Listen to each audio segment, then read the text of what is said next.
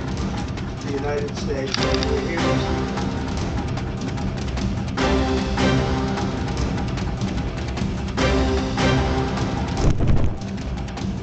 Presiden Amerika Serikat Donald Trump beberapa kali memuji Presiden Prabowo Subianto dalam acara-acara internasional yang dihadiri keduanya. Pujian Presiden Amerika Serikat Donald Trump kepada Presiden Prabowo salah satunya disampaikan usai pidato Prabowo di sidang umum PBB di New York, Amerika Serikat. pounding on that table. I said, how would you like to deal with him when you left? It's not easy. You did a great job. Thank you very much. Menurut Trump, gaya Prabowo yang menggetarkan meja menjadi simbol keberanian dalam menyuarakan keadilan di forum internasional. Menanggapi pujian itu, Prabowo menyebut Trump sebagai sosok yang humoris. Ya, beliau kan humoris ya. Baca ya. Oke. Terima kasih Bapak. Saya sebetulnya nggak terlalu sadar bahwa saya itu ya. Mungkin itu apa ya, gaya saya aja gitu ya. Pujian kembali dilontarkan Trump di Mesir pada penandatanganan perjanjian perdamaian dan penghentian perang Gaza dalam konferensi tingkat tinggi Sharm el-Sheikh. Di forum tingkat tinggi ini, Presiden Prabowo Subianto dipuji Presiden Trump. Pujian dilontarkan terbuka saat pidato Trump dan menyebut Prabowo sebagai sosok yang luar biasa di hadapan 20 pemimpin dunia. Also with us is President Prabowo, very incredible man, of Indonesia. Merespons pujian Trump, Prabowo memberikan sikap hormat kemudian maju mendekati podium dan berjabat tangan dengan Trump. Di momen yang sama, Trump juga menilai kinerja yang sangat baik dilakukan oleh Prabowo dalam misi perdamaian dunia. Selain Donald Trump, dokumen perdamaian ditandatangani Presiden Mesir Abdel Fattah el-Sisi, Presiden Turki Recep Tayyip Erdogan, dan Emir Qatar Sheikh Tamim bin Hamad Al Thani. Dunia berharap proses ini bisa menghentikan agresi Israel ke Gaza secara permanen.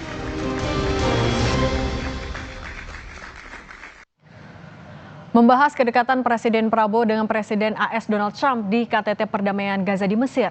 Kita bahas bersama pengamat Timur Tengah Hasibullah Satrawi dan anggota Komisi 1 DPR fraksi PKB Oleh Soleh. Selamat petang semuanya. Selamat petang Mbak Cindy dan Pak Soleh. Kang Oleh. Selamat petang Oke. Indonesia ya. Kang Oleh, tapi kalau dari Komisi 1 ini saya mau nanya dulu, udah menangkap belum sebenarnya konteks yang dibicarakan oleh Presiden dan Donald Trump saat itu ke arah mana sih sebenarnya ini? Kami tentu belum bisa menduga ataupun mengetahui tentang isi pembicaraan khusus ya di sela-sela KTT. Namun demikian kami menangkap bahwa pesan positif yang didapat baik Indonesia maupun dunia internasional, terutama figur Pak Presiden Prabowo, semakin menegaskan dan semakin menguatkan di mana Indonesia melalui kepemimpinan Pak Prabowo semakin diperhitungkan, dan ini akan memberikan sebuah efek bagaimana lebih cepatnya wujudnya daripada perdamaian di Palestina. Karena memang narasi yang disampaikan oleh Pak Prabowo, narasi yang sangat menggemparkan, kemudian narasinya juga sangat meyakinkan, lebih-lebih juga solutif bagi wujudnya perdamaian daripada Palestina. Oke. Tidak hanya sampai pada solutif, tetapi pada sebuah aksi konkret. Salah satu aksi konkretnya adalah bahwa bantuan kepada Palestina, terutama warga Gaza, sampai saat ini bantuan kemanusiaan tidak pernah berhenti. Oke, Kang Oleh. Nah, lebih-lebih juga Pak Presiden sudah menyatakan sanggup untuk mengirim daripada pasukan perdamaian.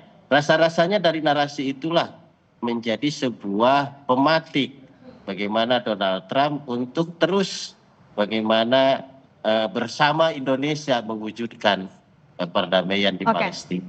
Oke, Kang Oleh, tapi itu adalah poin apa yang dihasilkan di KTT kemarin kan juga itu memang menjadi sesuatu yang diapresiasi. Tapi kalau Anda melihat kedekatan antara dua presiden ini, apakah itu adalah kedekatan dan sesuatu yang bisa dioptimalkan untuk kepentingan Indonesia juga ataupun juga kepentingan perdamaian di Timur Tengah? Saya rasa Pak Presiden akan mengambil sebuah kesempatan ini. Dan dia juga dengan candaannya bahwa ternyata Pak Donald Trump humoris, kemudian dia sendiri mengatakan juga humoris. Karakter yang sama, kemudian biasanya akan memiliki sebuah effort yang sama. Nah, tentu rakyat Indonesia apalagi DPR ya, kedekatan ini saya rasa akan dimanfaatkan secara maksimal dan totally untuk bagaimana mencapai sebuah perdamaian Israel juga dengan Palestina itu sendiri. Oke, kalau gitu Mas Hasibuloh, yang menarik dari pertemuan ataupun juga perbincangan yang diduga bocor itu adalah disebutkannya nama anak dari Presiden Trump. Anda melihat itu perbincangan casual saja atau ada kaitannya ke background dari Eric yang juga adalah pengusaha atau ya apa ini adalah pembicaraan yang lumrah atau seperti apa sih? Ya, saya rasa kita harus memahaminya secara fair dan bijaksana serta komprehensif, Mbak Cindy. Yang pertama mungkin bisa kita belah jadi dua tentang apa yang disampaikan oleh para pemimpin ini, termasuk Presiden Trump dan Pak Presiden Prabowo. Yaitu yang pertama adalah pernyataan yang bersifat statement resmi kenegaraan, yang itu disampaikan di podium dan di dalam waktu tertentu. Dan itu disampaikan oleh Presiden Trump, kemudian Presiden Sisi, dan beberapa pemimpin lainnya. Dan yang kedua tentu saja sifatnya pembicaraan-pembicaraan yang bersifat informal. Terutama kalau kita kembali pada forum internasional, ketemu dengan katakanlah orang-orang barat, di mana jamuan atau obrolan berdiri sambil minum, sambil jalan, itu menjadi cara lobby. Itu menjadi cara pendekatan orang dengan orang untuk bicara apapun. Jadi sekali lagi ini ada dua yang harus kita sampaikan. Yang pertama pernyataan-pernyataan resmi kenegaraan. Yang kedua di luar itu mungkin ada hal-hal yang sifatnya lobby ataupun pendekatan dalam rangka mewujudkan apa yang diinginkan oleh kepentingan masing-masing. Tapi Dan kalau yang bisa dilihat dari KTT kemarin, Mas Hasibuloh dipuji di saat speech, kemudian juga ada perbincangan informal setelah itu. Sejauh mana Anda melihat kedekatan antara dua kepala negara ini? Iya, kalau ditambahkan di antara pernyataan-pernyataan resmi dan kutipan-kutipan pembicaraan tadi, maka memang salah satu kesimpulannya adalah satu, bahwa memang antara Presiden Prabowo dengan Donald Trump ini sudah terbangun hubungan yang sangat baik. Dan itu sebenarnya bukan hanya dengan Trump. Pak Presiden ini punya kemampuan berhubungan dengan sangat baik dengan banyak pemimpin, termasuk di Kanada. Misalkan kita ikutin bagaimana beliau bisa membangun pernyataan yang memerhatikan aspek kebudayaan. Nah, oleh karena itu yang kedua menurut saya yang bisa kita simpulkan dari sini, bahwa memang Pak Prabowo ini dulu ada salah satu tokoh yang sekarang menjadi wakil menteri beliau, menjuluki beliau sebagai juru bicara Indonesia. Nah, menurut saya kapasitas beliau sekarang mengarah ke sana. Beliau menjadi juru bicara yang sangat baik tentang Indonesia. Nah, juru bicara yang baik itu minimal dua, Mbak Cindy. Yang pertama, dia punya kapasitas bahasa dan kebudayaan yang memadai untuk menyampaikan apa yang mau disampaikan. Dan yang kedua, selain dia menguasai bahasanya, dia juga punya materinya. Nah, Pak Prabowo ini dengan bahasa dan materinya itu sangat leluasa untuk berkontak, berhubungan dengan yang manapun. Oleh karena itu yang ketiga, menurut saya, ini catatan saya kita berharap semua yang dimiliki oleh Pak Prabowo berhubungan dengan tokoh manapun, dengan presiden manapun. Maka yang pertama itu harus dipastikan untuk sebanyak-banyaknya kepentingan bangsa. Kalaupun menyebut satu dua nama, Erik kah, Muhammad kah, atau Soleh kah, atau Hasibullah kah, tapi untuk nggak ada Hasibullah. Kalau ada Hasibullah nanti jadi lama lagi pembicaraannya.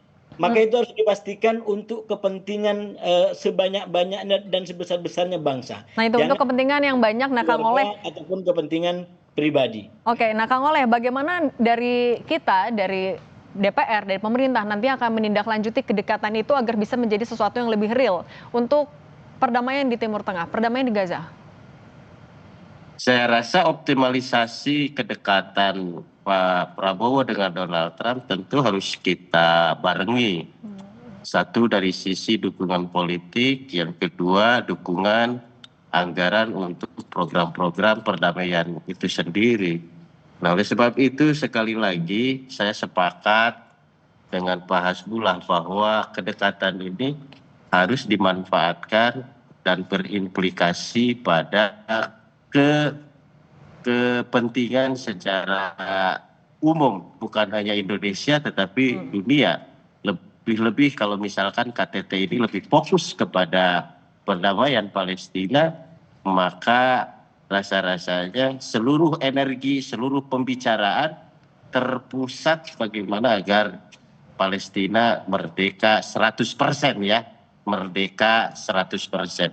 Saya rasa itu DPR akan mendukung secara politik, DPR juga akan mendukung secara anggaran dalam rangka aksi nyata bila mana didapat sebuah kesepakatan antara para peserta KTT itu sendiri, terutama yaitu Israel dan Palestina itu sendiri. Tapi Kang Oleh, perlukah Presiden Prabowo Subianto melakukan pertemuan lanjutan dengan beberapa negara termasuk AS untuk semakin merealisasikan apa yang sudah ditandatangani kemarin?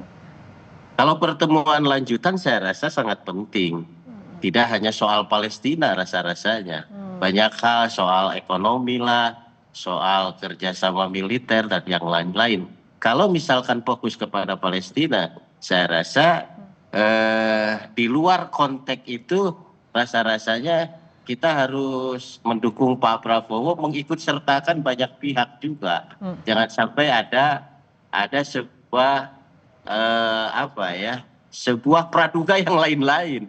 Praduga yang lain-lain. Saya rasa tetap dalam koridor bingkai KTT, kemudian PBB, OKI dan yang lain-lain. Kalau misalkan peace to peace Amerika dengan Indonesia, saya rasa di luar konteks Palestina, kalau menurut saya ya. Kalau misalkan hanya untuk Palestina, jangan sampai khawatirnya, karena memang Israel ini nggak bisa dipegang. Israel ini kan janjinya nggak bisa dipegang. Kalau misalkan hari ini aja sudah ada tuduhan, jangan-jangan Pak Prabowo akan berkongsi dengan Donald Trump. Nah ini jangan sampai ke sana. Maka oleh sebab itu harus ada pihak lain kalau bicara soal Palestina Israel. Tidak boleh hanya berdua kalau menurut saya ya, kalau lanjutannya. Karena memang ini sangat resistensi.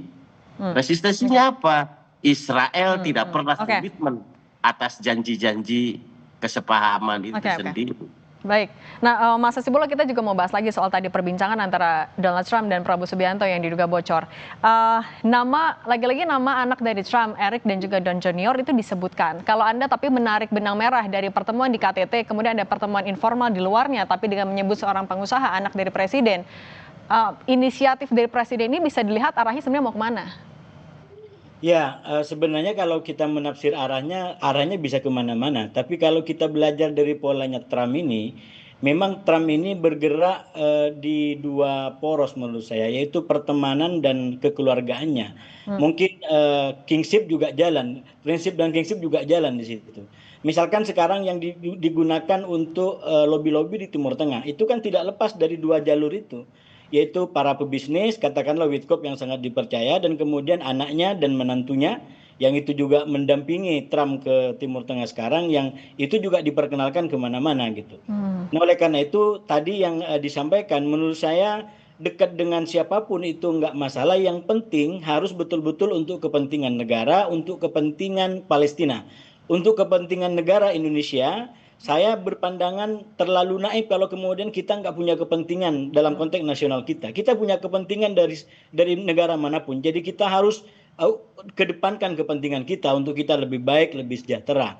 Nah dalam konteks Palestina, menurut saya yang tadi disampaikan juga menjadi penting Pak Prabowo itu menerjemahkan kepada Trump dalam bahasa-bahasa informal begitu tentang bahaya gaya Israel Netanyahu ini dari segi bisnis. Karena Trump ini kan seorang bisnismen, bahwa dengan perang begitu tidak akan menguntungkan bagi siapapun.